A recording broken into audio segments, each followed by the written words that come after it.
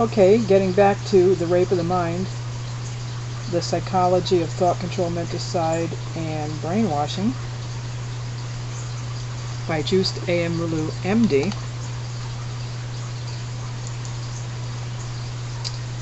Right. We are in Chapter 15, Training Against Mental Torture, the U.S. Code for Resisting Brainwashing. By executive order of President Eisenhower on August 17, 1955, a new code of chivalry was made up governing conduct of American fighting men in combat and captivity. And it says a full report in the New York Times, August 18, 1955. 6 precepts of conduct for combatants were enunciated. Number 1. I am an American fighting man. I serve in the forces which guard my country and our way of life. I am prepared to give my life in their defense. Number 2. I will never surrender of my own free will. If in command, I will never surrender my men while they still have the means to resist. Number 3. If I am captured, I will continue to resist by all means available. I will make every effort to escape and aid others to escape. I will accept neither parole nor special favors from the enemy. Number 4. If I become a prisoner of war, I will keep faith with my fellow prisoners. I will give no information or take part in any action which might be harmful to my comrades. If I am senior, I will take command. If not, I will obey the lawful orders of those appointed over me, and will back them up in every way. Number 5. When questioned, should I become a prisoner of war, I am bound to give only name, rank, service number, and date of birth.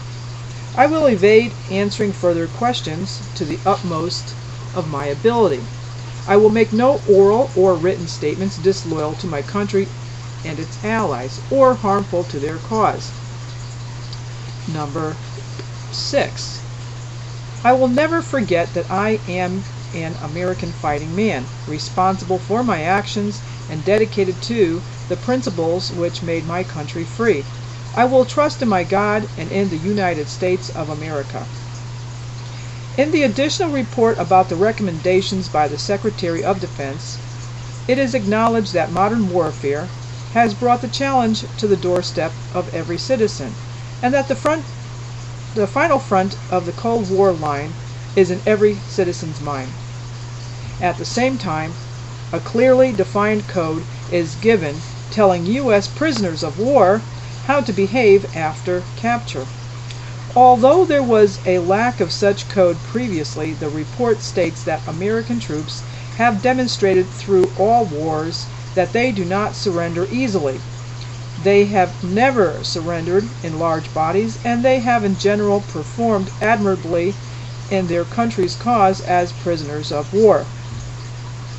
After describing physical attacks on prisoners, death marches, hunger, squalor, cold, torture, disease, and total degradation, the report gives extended attention to all the forms of mental coercion intended to extract false confessions or military information from the soldiers and to infect them with totalitarian thinking.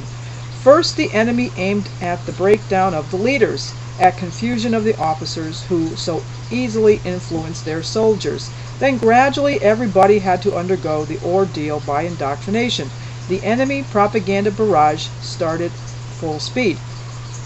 This suggestive attack reached minds not used to highly specialized discussion, minds not informed and rather confused about communism and its tactics. Inner discrepancies in the reasoning of the man could easily be attacked and reduce him to docile submission. The report pleads for more extended, skillful training of the soldier and the citizen in our basic beliefs and responsibilities, a mental mobilization for the future clash of ideas and wills. There was a considerable conflict of opinion in the advisory committee to the Secretary of Defense that drafted the code between the hard Spartan view and the more lenient let them talk view.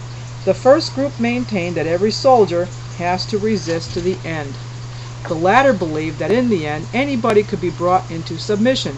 Nevertheless, all soldiers have to be trained, especially to resist and not to be made disloyal to their country, their services, and their comrades.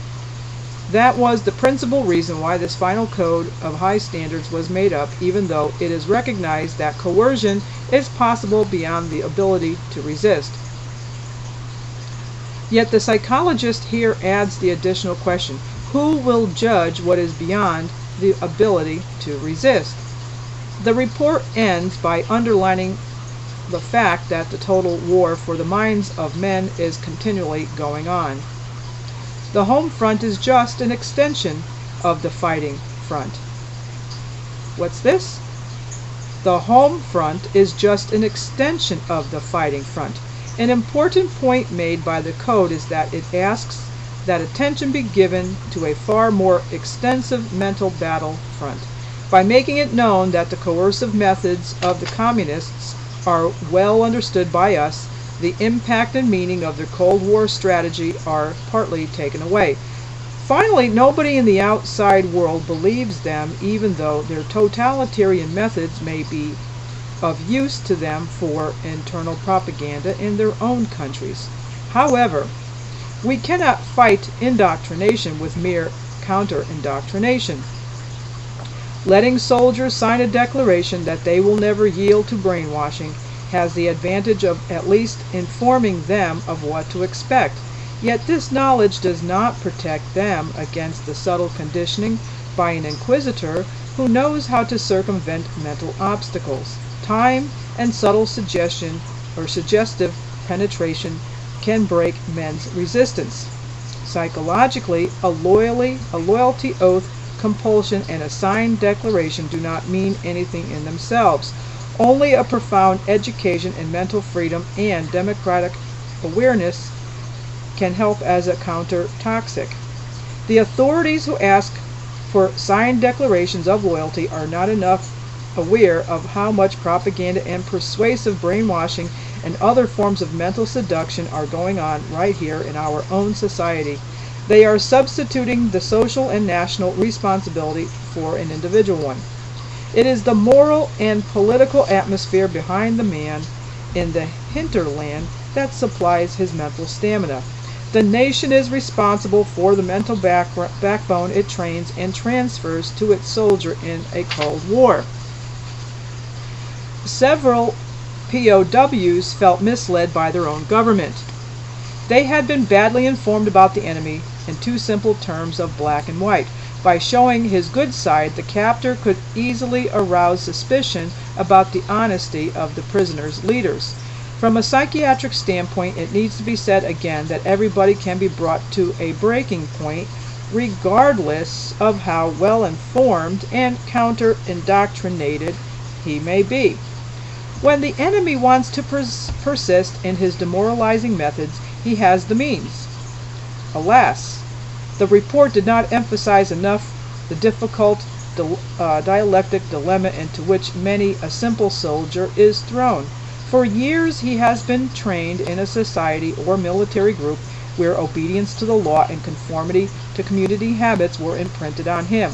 Suddenly he has to select and test his own individuality and critical defenses. A Cold War asks for a high level of political awareness. This brings the problem back again to the problem of individual mental vulnerability of persons and to the general problem of morale. Mental courage cannot be cultivated by physical training only. It takes training in mental stamina, in understanding of basic beliefs, and even in non-conformistic thinking. We have to believe deeply in the cause for which we are fighting in order to resist the standpoint of the enemy. It is the strength of conviction that gives moral power. And we'll stop it right there. That was part 1 of chapter 15. We are reading from The Rape of the Mind by Juiced A.M. Merleau, M.D. There goes the picture coming in right now. Check out that nutcracker on the brain. The psychology of thought control, menticide, and brainwashing. See you in the next video.